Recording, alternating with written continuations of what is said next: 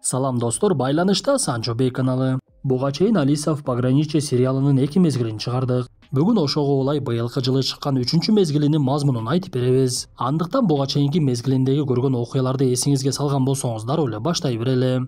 Не хочешь вернуться в тот прекрасный мир? Тасманын башталышы буга чейинки окуялар артта калып, каармандарыбыз бактылуулук өмүр сүрүшүп, ооруканадан чыккандан кийин Арису менен Усаги жакындан тааныш болуп үйлөнүп алышат. Алардын буга чейин метеорит шаарга кулап 1 мүнөттүк жүрөгү токтогон учурдагы окуяларды жакшылап эстей алышпай, бирок кээ бир учурларда мурдагы окуялары элес булас эстерине түшүп кетчү. Ошондуктан шаардагы болгон окуядан кийин тирүү калгандарды Мацуяма деген окумушту изилдөөгө алып, айтып бергендердин кээ бири мен толук эстей албай жатамын. Бирок биз өмүр үчүн оюндардан өтүп күрөшкөндөй болдук деп айтып беришиптир.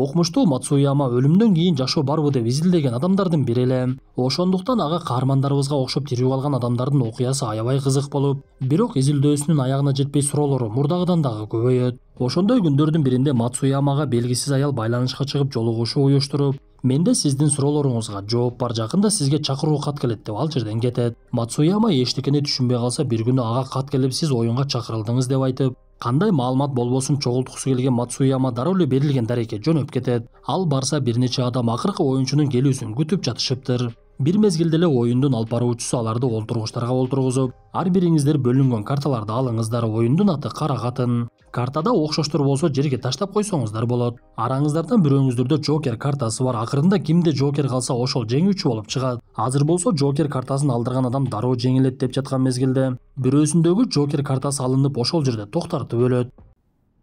Стоп, что? Муну көргөн башкалары эмне кылышын билбей ордунан кыймылдай албай олтуруп калышты. Анткени алар бул жерге жөн гана оюн ойногону келишип, оюн өлүм менен коштолуусун билишкен дагы эмес болчу.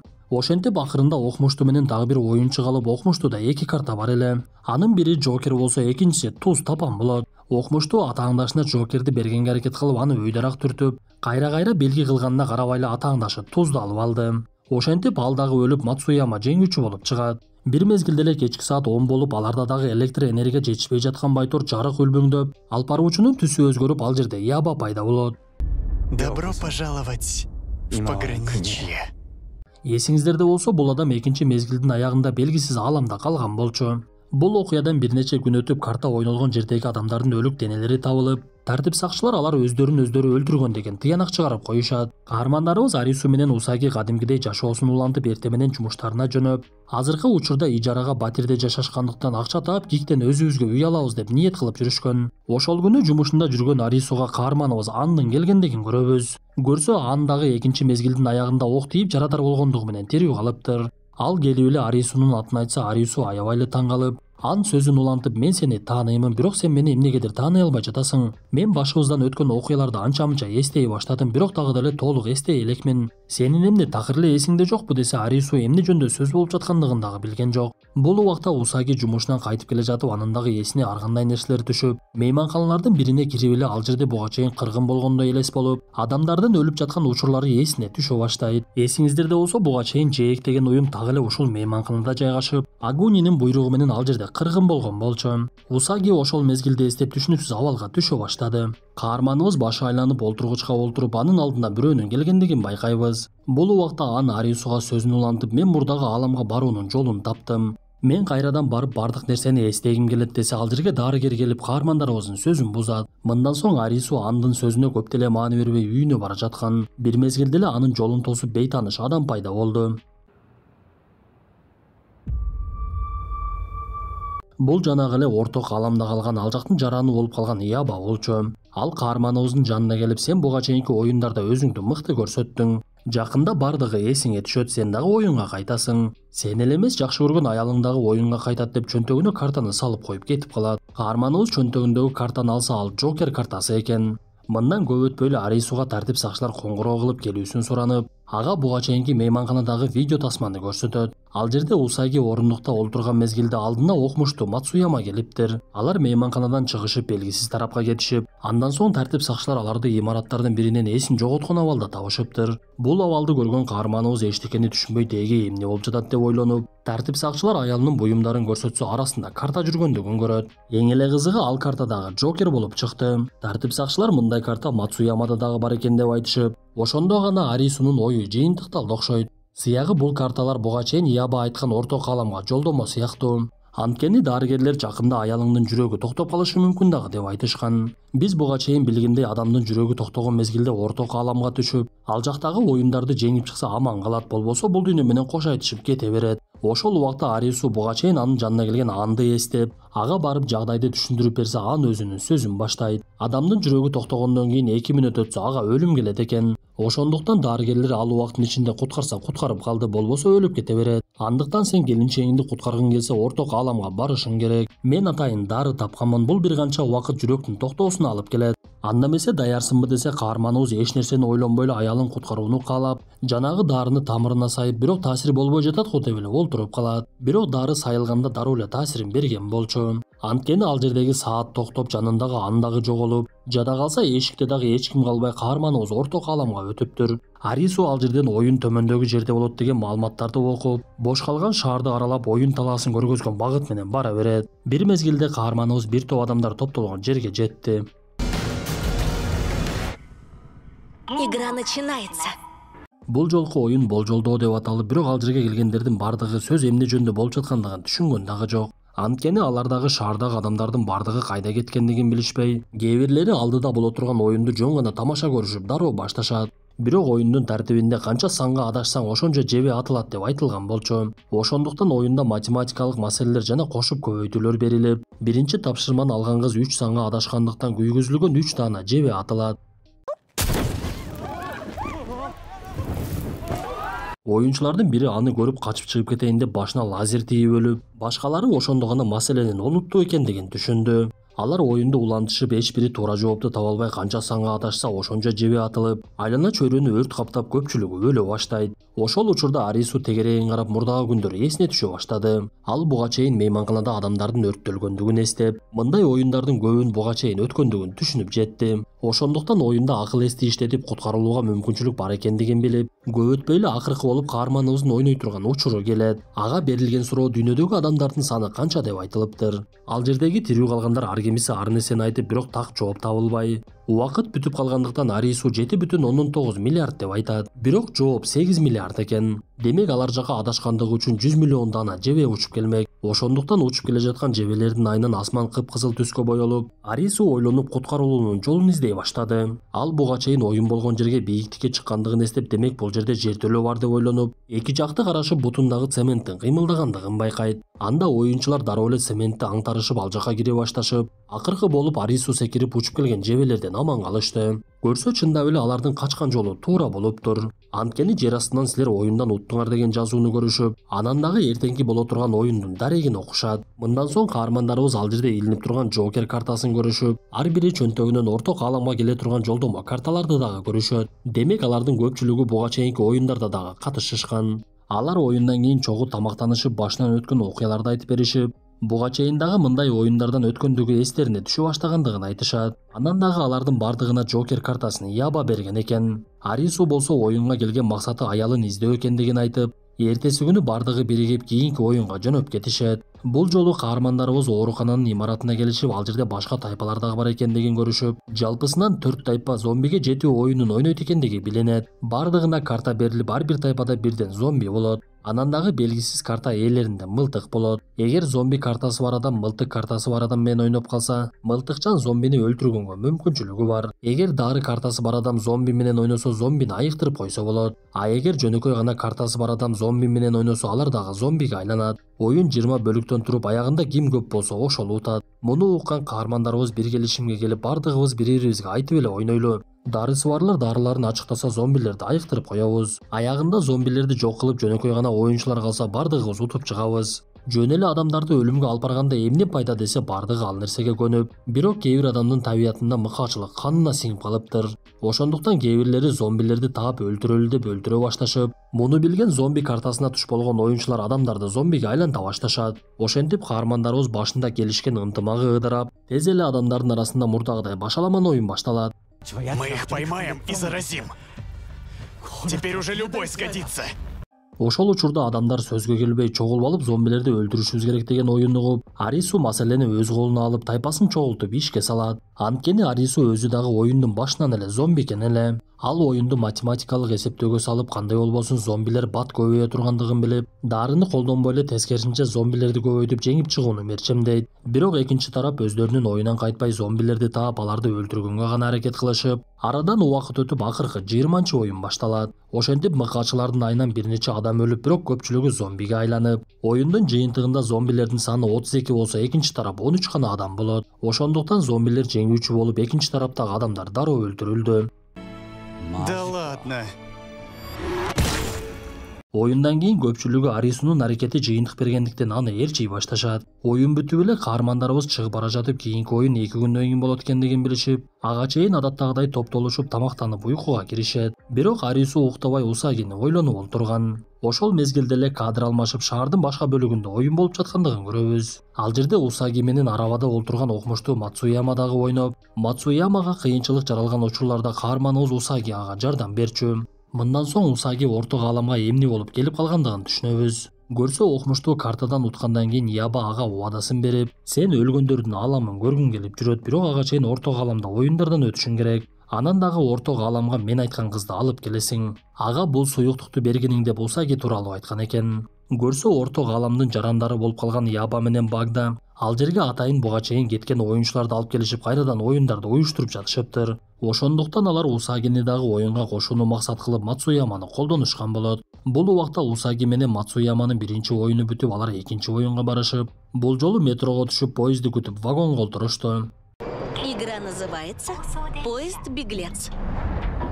Бир мезгилде каармандарыбызга оюндун шарты түшүндүрүлүп, бул поездда 8 вагон бар. Анын 4-өөнө кычкылтек кое берилсе, 4-өөнө көмүртек кое берилет. Силерге атайын даярдалган бет каптары бар жана 5 даана түтүкчө болот. Ар бир вагонго киргенде өзүңөрдүн чечимиңерди чыгарып бет капты тагынып же болбосо чечип койсоңор болот. Тагынган учурда көмүртек чыгарылса аман каласыңар. Кычкылтек чыгарылса силерди куткаруучу түтүкчө бекер кетет. Бирөөнүн түтүкчөсүн колдонууга болбойт, ар ким өзүнүн гана 5 түтүкчөсүн колдонот. Анда эмесе оюн башталды деп кийинки вагон ашылган мезгилде ортосунда капаска салынган чымчык бар экен. Каармандарыбыз анын жардамы менен кычкылтек чыгарылдыбы же болбосо көмүртек чыгарылдыбы билишмек. Алар биринчи вагонго кирген мезгилде эле бет каптарын тагынып, бир мезгилде түтүн чыгарылып, чымчык өлбөй аман калган мезгилде кычкылтек киргизилгендиги билинип, каармандарыбыздын бир түтүкчөсү бекер кеткендиги түшүнүктүү болот. Ошол мезгилде эле алар менен биргеликте дагы бир поезд келе жаткандыгы көрүнүп, анын ичиндеги адамдар көмүртекке ууланып өлүп жаткандыгын көрүшөт.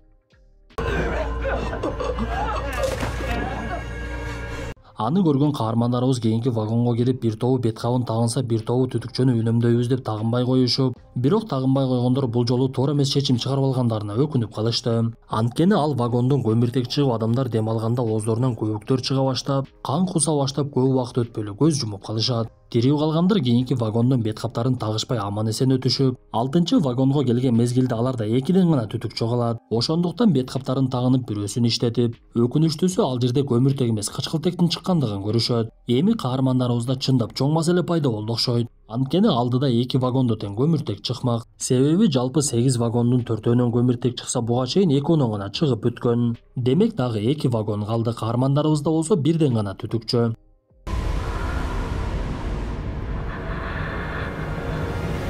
Оюнчулардын үмүтү үзүлүп эмне кыларын билбей, кээ бирлери Усагини күнөөлөшүп, сен бет капты биринчи кийгенсиң деп уруша башташат. Ошол мезгилде эле алардын жанына буга чейинки поезд дагы бир жолу келди. Анда Усаги эчтекени карабай, биз ал жака секиришибиз керек, башка аргабыз жок. Же ал жака секиребиз, же болбосо өлөбүз деп дароо эле секире башташып, кээ бири туура эмес секирип алып ортодогу темирге тийип ошол жерде өлөт. Мацуяма колу менен кармагычтарга асылып алардын жардамы менен секирүүгө кудурети жетпегендер ошол поезд менен кете беришти. Ошол мезгилде эле каармандарыбыздын жанында 3-чү поезддин пайда болгондугун көрөбүз. Анын дагы эшиги ачылып, анда ойноп жаткан тайпа жеңишке жеткендиги көрүнүп, Усаги ал жакты карап бет кабын чечкен Арисуну көрөт. Алар бири-бирине кыйкырып кол кармашканга аракет кылып, бирок ошол мезгилде поезд эки жакка бөлүнүп кетти. Усаги! Ошентип араң табышкан каармандарыбыз кайрадан бири-биринен ажырап өздөрүнүн багыты менен кетет. Көрсө бул оюнда тайпалар ойноп жаткандыгынын себеби оюн жарыш сыяктуу экен. Тайпалар ар кайсы оюндардан өтүп жарым финал андан соң финалга чыгышып, акырында эки тайпа бири-бири менен беттешип жеңүүчү аныкталмак. Ошондуктан оюн уланып ар кайсы тайпага ар кандай оюндар берилип, бир тарабы Токио мунарасында ойной баштаса, экинчи тарабы жарылуучу зат менен ойношот. Мунарадагы оюнчулар бийиктикке чыгып баскычты басыш керек болсо, экинчи тараптагылар жарылуучу затты 1 мүнөттүн ичинде ордуна алып келип койбосо жарылып кетет. Ошондуктан эки тарапта тең өлүмдөр катталып, бирок жарыш уланып жатты. Усагинин тайпасы бийиктикте ойноп, кээ бир оюнчулар түшүп кетсе, Арисунун тайпасы жарылуучу заттарды талашып, кээ бир учурда өздөрү жарылып кетип жатты. Биз ушул жерде Арисуга ойнош аябай эле татаал болуп калгандыгын көрөбүз. Анткени ал буга чейинки поезддагы оюнда ичинен жаракат алган болчу. Кандай болбосун анын тайпасы алдыга чыгып жарылуучу заттарды алып келген сайын жеңүүчүлөр жакка өтүшүп, акырында анын тайпасынан Арису өзү жана Катсио эле калат. Бирок Катсио өзүндө мүмкүнчүлүк бар экендигине карабай жарылуучу затты Арисуга берип, сен буга чейин мага жардам бердиң эле, эми мен сага жардам берейин. Сен оюндан чыгып кете бер, мен бир нерсе кылып чыгамын деп Арису дагы жеңүүчүлөр тарапка өтүп, Катсио жалгыз калып атааңдаштары менен талаша баштайт. Бирок алар көпчүлүк болгондуктан Катсиону жыгышып бутуна айнектин сыныктары менен сайгылап, жарылуучу зат акыркы болгондуктан бир тайпадагылар өздөрү дагы талаша башташат. Бул учурда жинигилген Катсио кийимин чечкен мезгилде ал якудзанын адамы экендигин түшүнөбүз. Ошондуктан ал жердегилерди уртокмокко алып, эми бардыгыбыз өлөбүз деп айтып, эч бирин жеңүүчүгө чыгарбай каармандарыбызды караган бойдон жарылуучу заттын убактысы бүтүп жарылып кетишет. Бул убакта көптөгөн өлүмдөрдөн кийин Усагинин тайпасы бир катардагы баскычтарды толугу менен басып, андан соң акыркысы болуп эсептелген тизменин ортосундагы баскычты басыш керек эле. Бирок ал баскыч так эле мунаранын чокусунда жайгашыптыр. Бийиктикке жакшы чыккан Усаги ал жака чыгып жөнөп, бирок аябай эле бийик болгондуктан каарманыбыз чокудагы баскычка жеткичеңди таң атып кетет. Кандай болбосун Усаги аягына жетип баскычты басып, бул оюндан дагы утушуп, мындан соң окумуштуу Яба менен сүйлөшүп тургандыгын көрөбүз. Биз ушул жерде Ябанын негизги максатын түшүнө баштайбыз. Көрсө ал негизинен Арисуну бул жака алып келиш үчүн Усагини алып келиптир. Анткени ал Арисуну буга чейинки оюнда жеңгенден кийин анын жөндөмүн көрүп, орток ааламда калтырып өздөрүнө окшотуп ал жердин жараны кылууну каалаптыр. Ошондуктан ал окумуштууга тапанча берип, сен кийинки оюнда Усагини өлтүрүшүң керек. Эгер ал өлсө, Арису бул жакта сөзсүз калат. Ал жасаган ишиң үчүн сен бардык суроолоруңа жооп ала аласың. Наркы дүйнө тууралуу дагы маалымат аласың десе, окумуштуу дароо эле макулдугун берип тапанчаны алат. Ошентип финалдык оюн башталып, Арисунун тайпасы көргөзүлгөн жерге келип, ал жердеги тепкичтен чыгышып, өздөрү жашаган шаарга келип калгандыгын көрөт. Что? Бирок каармандарыбыз жакшылап айлана чөйрөнү карап, ал жерде жөн гана экран экендигин байкашат. Алар экрандан өздөрүн көрүп, ар кайсы эшиктерге киришип, бул убакта экинчи тайпа дагы келип калып, Арису аялы Усагиге жолугат. Алар бири-бирин катуу сагынгандыгы менен жөн гана кучакташышып, Арису буга чейинки тилин үзүп алган окуяны эстеп аялын өпкөн жок. Ошол мезгилде ал жерге окумуштуу келип калса, Арису жини келип аны бастырып жиберип, сенин айыңдан Усаги бул жака келди десе, Усаги тескерисинче окумуштууга болуша баштайт. Анда Арису түшүнүксүз абалда калып, эки ача ойго түштү окшойт. Бирок ошол мезгилде эле оюн башталгандыгы билинип, шарты түшүндүрүлө баштап, алардын саны 9 экендигине карабай, бизге 10 оюнчу келди деп айтылат. Ошондо гана Арису буга чейин дарыгерлерден уккан маалыматын эстеп, аялы Усагиге анын боюнда бар экендиги тууралуу жеткирет. Кандай болбосун оюндун шарты түшүндүрүлө баштап, силер турган жердин тегерек четинде бир нече сандагы бөлмөлөр бар. Ар бириң моюнуңарга аппаратты кийип, колуңарга билериктерди таккыла. Билерикте бардыгыңарга 15тен упай берилет. Ар бир эшикти ачып киргенде бирден упайыңар кетет. Ошондуктан силерде 15 мүмкүнчүлүк бар. Бул бөлмөлөрдүн арасынан чыга турган эшикти табышыңар керек. Кийинки бөлмөгө кириш үчүн атайын даярдалган кубикти ыргытып, ал кайсы түстөгү эшикке канча санды чыгарып берсе, ошончо адам кире алат. Анан дагы ар бир эшиктин үстүндө силердин келечегиңер көрсөтүлөт. Ошол келечекти тандасаңар эшиктен кире берсеңер болот деп айтылат. Оюндун шартын уккан Арису дароо эле ал жердегилердин башын бириктирип, биргеликте ойнолу деп айтып, көпчүлүгү макул болуп, бирок окумуштуу анын оюна кошулгусу келген жок. Кандай болбосун оюн башталып, оюнчулар экиге бөлүнүшүп, эки башка бөлмөгө кирип, андан наркы жүрүмдө дагы ар кайсы бөлмөгө бөлүнө башташат. Ошондой учурларда Мацуяма оюнчулардын оюн бөлүп, силер эмнеге Арисуну угасыңар деп аларды башка жака өгүттөп, биз өз алдынча деле чыга турган жолду таап алсак болот. Менимче чыга турган эшик эң четтеги бөлмөдө болсо керек деп буга чейин Арису айткандай кетпей башка жака кете башташат. Бул убакта Арису бөлмөлөрдүн биринде жалгыз калган Рэй деген кызды куткаруунун аракетин көрүп, оюнчуларга байланышка чыгып, ага эшикти сырттан ачып бериш керек десе эч ким уккусу дагы келген жок. Анткени алар дубалдагы чыгып турган келечектеги күндөрүн көрүшүп, ошого азгырылып, Арисунун сөздөрүн деле угушпай өздөрү каалаган эшикке кире беришет. Оюнчулар ар кайсы эшиктен кире бергендиктен кээ бирлеринде адаттагыдай бирден гана упай алынбай 4 упай алынып, каармандарыбыздын бири Катсуда бул убакта 7 упай бар эле. Ал дагы жалгыз калып, акыркы бөлмөгө кирген мезгилде андан 8 упай алынып, упайы толугу менен түгөнүп, каарманыбыздын акыркы деми келди окшойт. Катсунун өлөр алдында дубалдан анын башынан өткөн кээ бир окуялары көрсөтүлүп, мойнундагы аппарат жарылып, ошол жерде көз жумат. Андан көп өтпөй эле бөлмөлөрдүн бирине кирген Сота акыркы калган 2 упайын дароо жоготуп, бир тууган карындашы Юна жанаша жайгашкан бөлмөдө агасына жардам бере албай, Сота өлөрүнүн алдында карындашы күйөөгө тийип жаткан учурду көрүп, анын дагы мойну жарылат. Ошондо гана оюнчулар кеңешип кескен бармак оорубайт экендигин түшүнүп, Арисунун айтканындай бардыгы биргелешип иштеш керек экендигин билип, бири-бири менен байланышып, Арисудан кандай кыймыл кылабыз деп сурай башташат. Бирок Арису өзү деле андан нары эмне кылышын билбей жаткан. Анткени анда деле 15 упайдын ичинен 4 гана калган болчу. Анан дагы Арису дубалдардын биринен өзүнүн келечегин көрүп, ал жерден аялына ок атылып өлүп жатканын, андан соң өзүнө дагы лазер тийип өлгөндүгүн көрөт. Мындай жагдайга түшкөн Арису эми чындап эмне кылышын билбей калды окшойт. Эсим барда этегимди жыяйын деген каарманыбыз бир мезгилде өзүнө келип, бүгүн эч ким өлбөш керек, биз баардыгыбыз бул жактан чыгабыз. Кана мени уккула деп оюнчуларга буйругун берип, ал жердеги бөлмөлөрдүн бардыгын текшеришип, кандай кыйынчылык болбосун биргеликте оюндан өтө башташат. Каармандарыбыз өздөрүнүн билеригиндеги упайлардан сырткары Усагинин боюндагы баланын дагы упайын колдонушуп, 15-чи акыркы жүрүшкө келген мезгилде бардык бөлмөгө кирип чыгышып, бул жолку бөлмө акыркы экендиги билинип, колдорундагы билериги жана мойнундагы аппараттар чечилет. Бирок ал жерден сыртка чыгып кетиш үчүн кубикти дагы бир жолу ыргытыш керек экен. Арису жоопкерчиликти мойнуна алып, кубикти мен ыргытамын деп айтып, аны ыргыткан мезгилде 7 деген сан келип чыкты. Демек каармандарыбыз 8 тирүү калгандыгы менен 7 өлө чыгып кете алат экен. Аларга 1 мүнөт убакыт берилип, Арису мен бул жерде каламын деп айтып, башкаларга батыраак чыккыла деп Усаги менен коштошо баштайт. Бирок бул нерсени күтпөгөн Усаги чыдабай, анда мен дагы каламын деп ызычууга түшүп, Арису болбой эле бардыгын чыгарып Усагини дагы эшиктен түртүп жиберди. Ошентип каарманыбыз акыркы бөлмөдө жалгыз калат.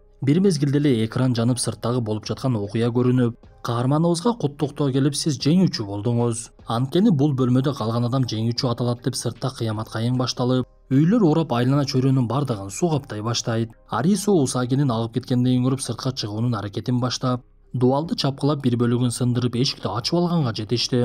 Ал биринчи эле асылып турган адамдарды куткарып, андан соң Усагинин агып бара жаткандыгын көрүп, эчтекеге карабай эле сууга секирип, бирок Усагиге такыр эле жетпей койду. Ошол мезгилде эле анын алдынан Яба чыгып, тапанчасын кармап, сен жеңүүчү болдуң, эми бул орток ааламда калып, бул жердин жараны болушуң керек. Болбосо мен сени атып саламын деп жаткан мезгилде анын башына лазер түшүп, ошол жерде өлөт. Бир мезгилде эле каарманыбыздын жанына бейтааныш адам келип, айлана чөйрөдө болуп жаткан окуяны токтотуп, Арису таң калып, сиз бул ааламдын башкаруучусу болосузбу десе, ал адам такыр эле жооп бербей, мен сага тандоо берейин, кааласаң бул чуңкурга түшүп өлсөң болот. Болбосо кайрадан өмүрүңө кайталасың, бирок эртелүү кеч сени өлүм күтүп турат. Анан дагы тирүүлүк жашоодо эч кандай жыргалчылык жокко. Азап тартып дүнүйө деп жүрүп, акырында кайрадан эле өлүмгө туш болосуң. Кана эми өзүңдүн тандооңду жаса десе каарманыбыз, мен Усагини бул жерден алып кетип өзүмдүн жашоомо кайтамын деп айтат. Анда жанагадан бир жолу үнүн чыгарган мезгилде ал жердеги суу кайрадан кыймылга келип, каарманыбыз Усагинин чуңкур тарапта темирлердин бирин кармап тургандыгын көрөт. Аны көргөн Арису эчтекеге карабай эле Усаги тарапка секирди.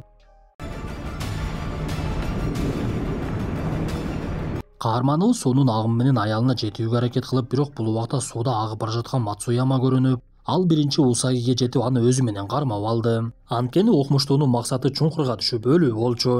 Бирок ал буга чейин Арисунун кылган жардамдарын эстеп, анын аялын куткарып калууну чечип, өзү чуңкурга кеткенине карабай Усагини Арису тарапка түртөт. Ошентип каармандарыбыз чуңкурга кирүүдөн аман калышып, ал жердеги үйлөрдүн урандыларына жармашып, өйдөнү көздөп жөнөшүп, эң бийикке аман эсен чыгышты. Мындан соң каармандарыбыз буга чейин белгисиз адам көрсөткөн бул тарапта өмүр бар деген жака сүзүп жөнөштү. Ошол убакта эле Арису андын жанында ойгонот. Ал андан канча убакыт өттү десе, аны 2 мүнөт гана өттү деп айтып, каарманыбыз туруп эле анга ыраазычылык билдирип дароо эле Усаги жаткан ооруканага жөнөйт. Бактыга жараша каарманыбыз куткаргандан кийин аялы тирүү калып, жанында жаткан Мацуяма чуңкурга кирип кеткенден кийин көз жумган экен.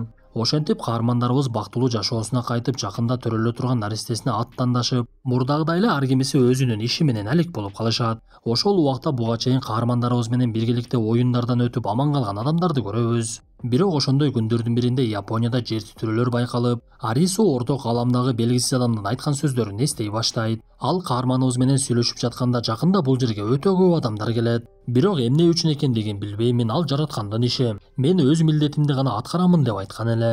Эсиңиздерде болсо 2011-жылы Японияда өтө катуу жер титирөө болуп, шаарларды суулар каптап миңдеген адамдар көз жумган. Сыягы алардын бардыгы ошол орток аламга түшкөн окшойт. Мындан соң окуя Америкага өтүп, ал жактагы ашканалардын биринде иштеген Алиса деген кызды көрөбүз. Ошол мүнөттөрдө тасмадагы аягына чыгат. Достор, тасма жакса мыкты белгисин басып, оюңуздарды сөзсүз калтыра кетиңиздер. Анда эмесе кийинки тасмадан жолугушканча ден соолукту жакшы карап, кийинки тасмада көрүшкөнчө аман бололу.